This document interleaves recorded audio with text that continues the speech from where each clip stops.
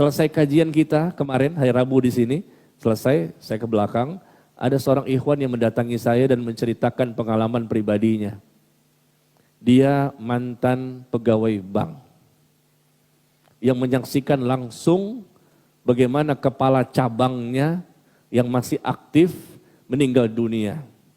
Pada waktu itu kepala cabangnya ini ya terlihat sekali sebagai orang yang soleh, suka ya berpuasa Senin Kemis, kemudian juga suka berangkat haji umroh, suka bersedekah, banyak sekali amal solehnya. Masya Allah kelihatan sekali solehnya.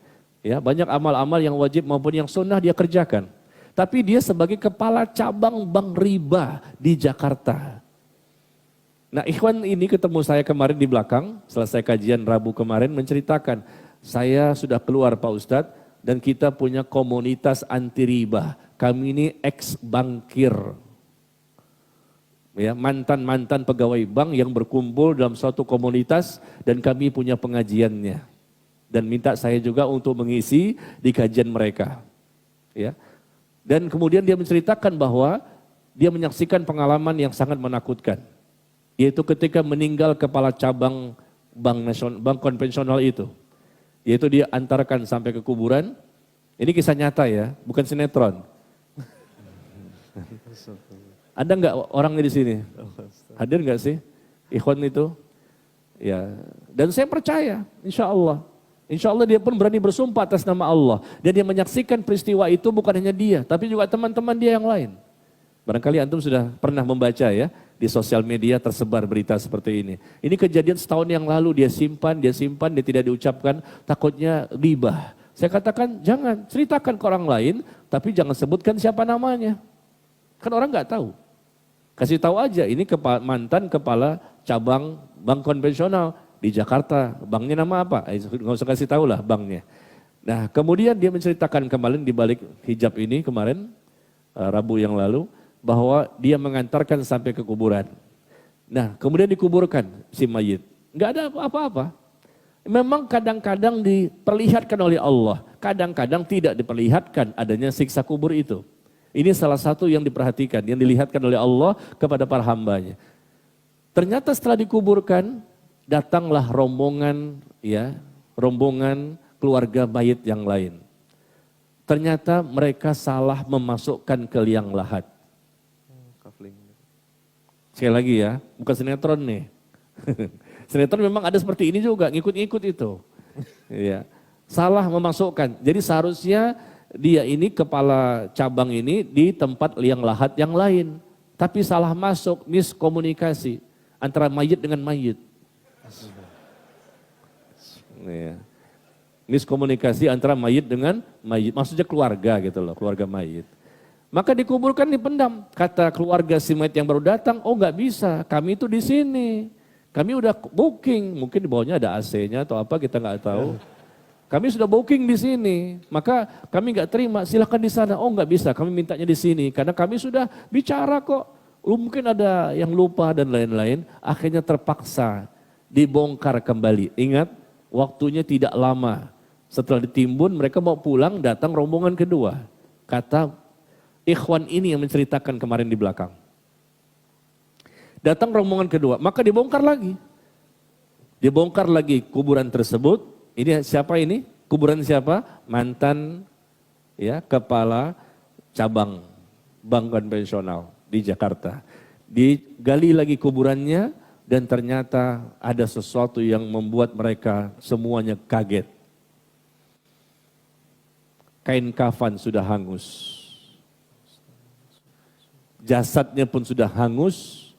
Dan papan-papan itu yang menutup, itu hangus semuanya.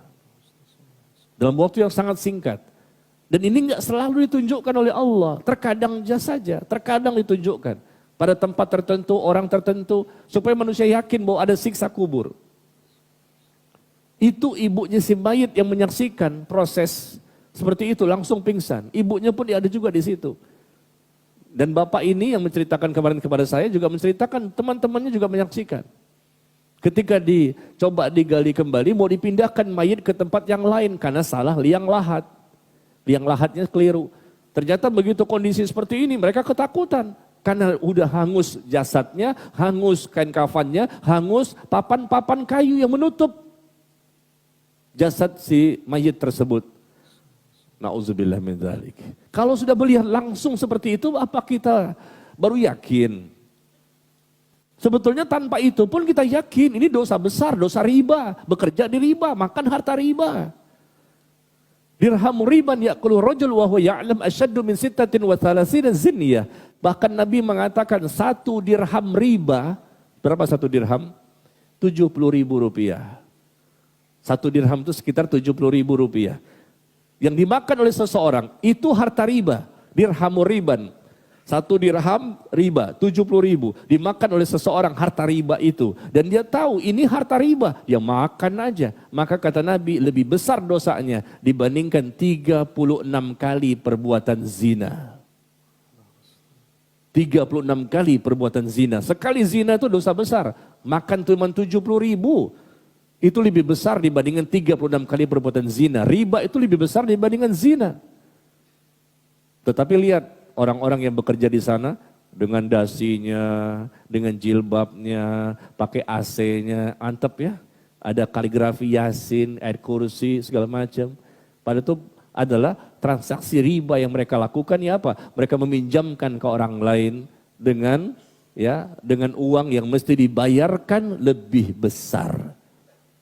Nah ini pengalaman ya, orang yang Allah tunjukkan hati-hati. Jadi kepala cabang ini betul-betul menjadi bukti salah satu sebab ya dia mendapatkan siksa seperti ini adalah karena memang di kepala cabangnya, bank ribanya itu dan itulah yang dia makan setiap bulan. Yang diberikan kepada istri dan anak-anaknya. Akhirnya apa yang terjadi? Keluarga si mayit yang tadi minta dibongkar mengatakan tutup saja. Mereka gak berani. Jangan sampai mayit yang kedua masuk situ, angus juga.